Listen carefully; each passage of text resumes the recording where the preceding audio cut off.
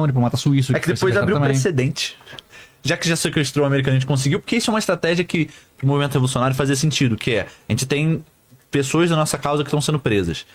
Cara, não tem como libertar esses caras. Não tem porque não tem o que falar. Tipo assim, vou falar que ele não pegou em armas contra o governo, sendo que ele foi pego com um fuzil nas costas, dentro da embaixada? Pego, não tem o que fazer. Não tem como eu juridicamente correr atrás disso. Até porque não tem nem mais habeas corpus essa altura do campeonato. Não tem nem o que fazer. Por muito menos já dava ruim, né? Por muito menos já dava ruim. O que a gente pode fazer para que essas pessoas não sejam torturadas e mortas é fazer um jogo de poder.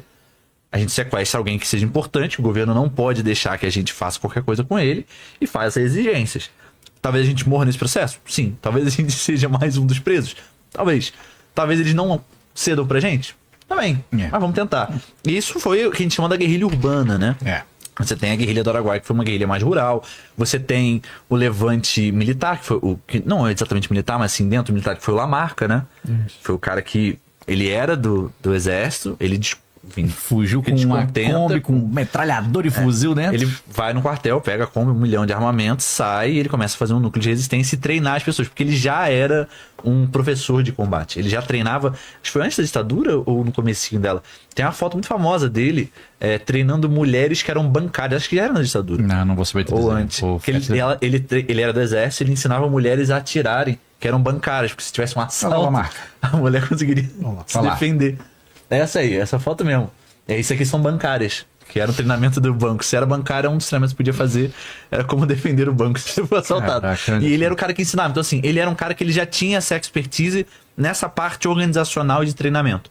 Então, quando ele entra em descontentamento com a galera, ele pega, primeiro, a estratégia e a inteligência militar de como as coisas funcionavam, um conhecimento geográfico invejável da região, pega as armas e começa a fazer um levante. Cara, o governo brasileiro, ele sai na caça dele incansável, não consegue achar ele de jeito nenhum, demora muito tempo pra achar ele, e isso vai minando o poder do governo, porque tipo assim, quando você coloca um estado que se coloca como competente, forte, com um exército poderoso, e você não consegue pegar um maninho que tá no meio do mato. E as pessoas vêm, tu manda helicóptero, tu manda tanque, tu trava as estradas e você não consegue pegar esse cara e, sei lá, 5 estudantes aleatórios que estavam na faculdade. Bom, talvez vocês não sejam tudo isso que vocês estão vendendo. Então, assim, a questão simbólica do processo revolucionário para eles foi muito importante. Assim. A resistência de escancarar que o governo não era aquilo que ele dizia ser é talvez a parte que é mais importante, porque quando eu mostro para a população que a ditadura militar não era exatamente aquilo que ela via na televisão, você começa a poder ter o apoio popular para pressionar esse final, né? Não teria como você ter esse final da ditadura sem essa pressão. Então esse é um outro processo que é muito importante. O Lamarck, inclusive, se eu não me engano, acho que o próprio Bolsonaro ele fala que quando ele era criança, ele ajudou a caçar o Lamarck, só que não tem como. O assim, Lamarck montou um foco de guerrilha no Vale do Ribeira, em Eldorado, onde o Bolsonaro morava. Só que não tem como, porque pelo relato que ele dá, tipo assim, ele teria que... A data não bate e a distância não bate. Ele deu vários relatos diferentes já no decorrer do tempo. Então o Lamarck passou por Eldorado, onde o Bolsonaro morava. E o primeiro relato que ele deu sobre foi de que ele viu passar o movimento do exército. E tem quem defenda que isso teve até influência nele para ele seguir uma carreira militar, porque ele se vislumbrou com aquilo ali, com os caras atrás do Lamarck e tal. Mas foi isso, ele viu chegar. Depois ele já disse que não, eu falei com o exército, com o militar, falei que vai pra lá, vai pra cá. Depois ele disse que ele entrou na mata junto com os caras e guiou assim. Então ele foi dando relato, aumentando a importância dele no movimento. Provavelmente ele não fez nada. Bom, um adolescente. Eu vi ele passar pra cá. Uns 14 anos magrelo do interior, como é que vai caçar o Lamarck? Então não. Não deu 20 quilômetros. E ele defende muito de que o Lamarck era um protegido da família Paiva, que era a família do Rubens Paiva. O pai da cidade também de Eldorado. O pai do Rubens Paiva era prefeito da cidade, era um político e tal, de que ele era armado pelo Rubens. Não tem prova nenhuma disso aí, então é mais um argumento político para tentar vincular o Rubens Paiva, que foi um deputado governista, a oposição a movimentos terroristas que não... E o Lamarck, ele foi uma figura militar, e ele foi de fato o cara que desde o começo pegou em armas contra o governo. O outro figura revolucionária que foi mais famosa até, que foi o Carlos Marighella, ele pegou em armas, tanto que ele foi morto, já estava armado. Mas ele era contrário ao uso de armas no começo, porque ele foi candidato, acho que ele foi eleito deputado. Ele era político. Ele foi constituinte, ele era do Partido Comunista. E aí, quando teve a ditadura, ele começou a ficar nessa de, será que a gente faz movimento armado, se não faz? Ele era um cara que defendia que talvez tivesse que fazer, o Partido Comunista não concordava. Até que teve um dia, acho que foi que ele estava indo no cinema, que ele foi quase foi morto. A polícia foi atrás dele, ele tomou um monte de tiro. Tem a foto super famosa dele, que ele aponta assim, tipo assim... porque a polícia falou que ele não fez nada com ele. Ele falou, não, como é que você não fez nada? Ele abre a blusa que tá aqui, ó. Um buraco de bala na minha barriga. Como é que você não fez nada? Quem fez isso?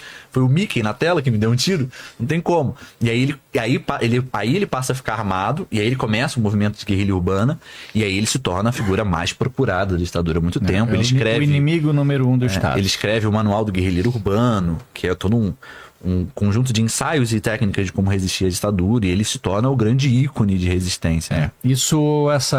A caça, essa luta contra a guerrilha, ela se intensifica no fim dos anos 60. E o Costa e Silva fica doente. Tem, sei lá, um derrame, um AVC, não sei exatamente o que aconteceu com ele, mas ele se afastou do poder. E aí, por um período, governou um triunvirato. Foi. Um cara da Marinha, do Exército. Mas ele tinha um vice, Pedro Aleixo, um civil. Então, pô, se o presidente não pode assumir, vai o vice. Só que o vice não é militar. Mas o vice era civil. Então não deixaram que o vice assumisse. O nome disso é golpe. Outro golpe em cima de golpe. Alto golpe dentro do regime militar para impedir que o Pedro Aleixo assumisse. O Pedro Aleixo se opôs ao AI-5. Na reunião ele disse, cara, vocês estão malucos. Não. E um militar perguntou para ele, mas tu duvida das intenções honrosas do presidente? Não. Eu duvido do guarda da esquina. Porque o poder vai subir a cabeça desse cara.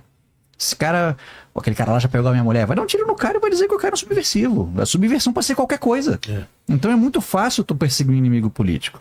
A tortura foi institucionalizada. A perseguição era uma prática muito bem definida de como ela deveria acontecer no fim dos anos 60 e começo dos 70.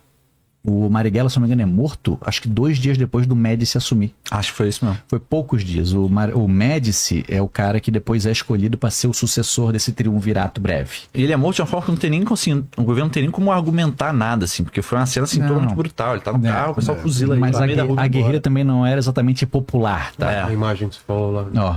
Essa aí mesmo. A guerrilha não era exatamente popular. Por parte da população, parte da oposição entendia que, a gente vai conseguir derrubar esse governo com as armas, mas parte entendia que a gente vai derrubar esse governo na política. E quem entendia que, na política não tem como, pegava em armas. Só que a população não apoiava assalto ao banco para financiar a guerrilha, não apoiava o sequestro diplomático. Lembrando que tinha um monte de propaganda do governo desautorizando essas lutas, falando que, olha, o Brasil ganhou a Copa do Mundo, então vamos pensar só nisso. Isso começa no governo desse cara aí. No governo Médici. O Médici é um momento de ufanismo muito grande. Brasil, ame-o ou deixo. Eu te amo, meu Brasil, eu te amo.